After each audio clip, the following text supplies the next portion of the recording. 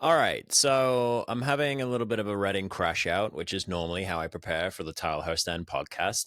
And I thought that I would kind of invite you all in for said crash out and kind of tell you what's going on. So, obviously, if you listen to the podcast, you know that I have not been the biggest fan of Noel Hunt's management this season. I think that he's a club legend, and I'll be really happy to see him at the club again in the future. But at the moment, I don't think it's quite working for him as a manager. I'll kind of go into some of the tactical reasons why. But as I was looking on White Scout, doing my research for the pod this week, I kind of stumbled across a really ugly stat. So I've been thinking about the 23-24 season a lot recently, and how, we reacted to that on the podcast and on the website, but also as, Reading fans in general. Obviously, Sellers was under a lot of pressure when he came in, and coming in June or whenever it was, tried to get the team working in this 4-2-2-2. Didn't work, and there was a lot of frustration around this time 2 years ago, understandably.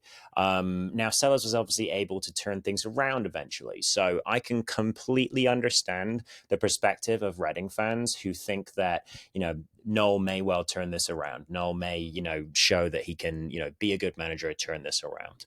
Now, I'm a little bit concerned that that's not actually the case. I think that Noel has had enough time now to prove, what he can and cannot do as a manager. I think we've got a pretty good sense of that, from him having had over a full season of games as Reading manager in League One now. So, he has had a decent amount of time. The big worrying stat that I saw this evening was that under Sellers, we were getting the ball into the box about 18 times per game. Under Hunt, only around 14 times. So that is a 27% drop off. That is a quarter of the time that you were in the box gone. And now this was a pretty much immediate drop off. Things are actually a little bit better for Hunt in terms of touches taken in the box per game in the 25-26 season versus the whole of the 2025 year so far, which of course he's been in charge for all of. So we're actually doing a little bit better at getting those touches. But something clearly, as soon as Sellers left, dropped off that led to us getting fewer touches in the box.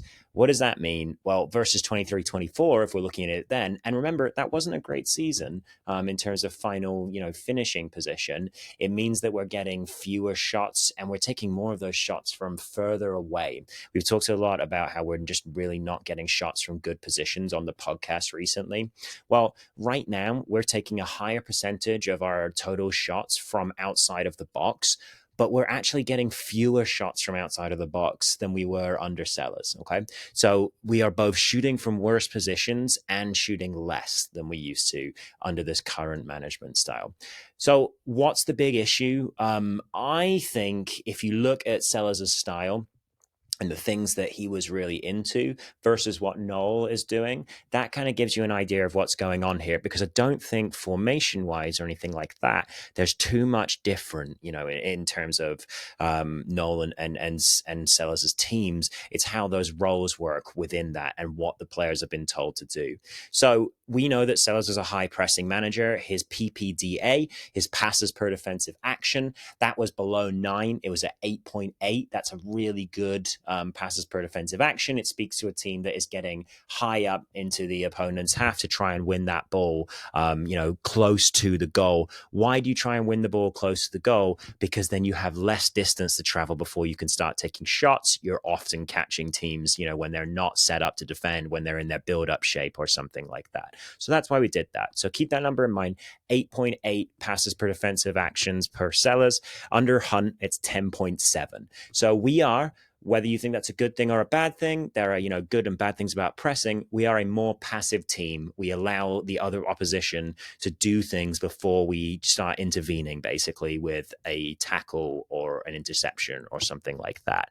And interceptions is really the place where that's showing. So we are currently producing 7 fewer interceptions per game versus 23-24.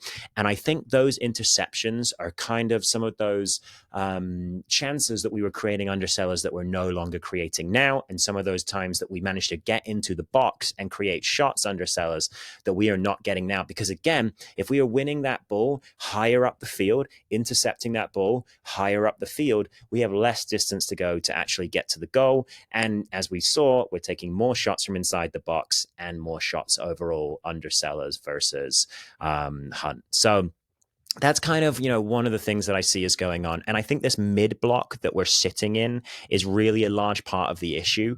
This is kind of, the box, obviously, but this is just sort of a sellers 23-24 sort of 4-1-4-1 pressing structure, how things would work in a very typical situation for us to press a throw in down in the opponent's corner. This is a period that Reading basically treated as their own set piece under Sellers, whereby we would attempt to win that ball by choking the fullback higher up the line, by really pushing that winger close up. And then really in this sort of 1-2-3 attacking structure, we would be able to get higher up the field.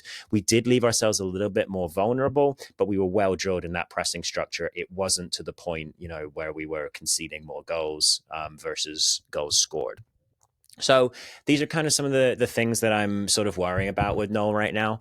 Let's kind of see where, if there are any stats that I missed out here as we were going through. I think that's kind of it. So yeah, those are my concerns, really, and I just wanted to kind of get them out there. I think that Noel has been a really good manager in terms of steadying the ship for Reading and getting us through a really difficult period, in our history when we finally got that takeover out of the Dye era over the line. But from a footballing perspective now, I think we can see that Noel is not a manager who is going to be able to, get this team consistently creating a lot of shots, because the number of touches in the box really tailed off after he came in, and because I think that is a direct, fault of him choosing to play in a mid block rather than this sort of high block. So that's kind of what I think is going on with Noel at the moment. I really like the guy. I think he's a club legend, and I hope that he's around the club for decades to come.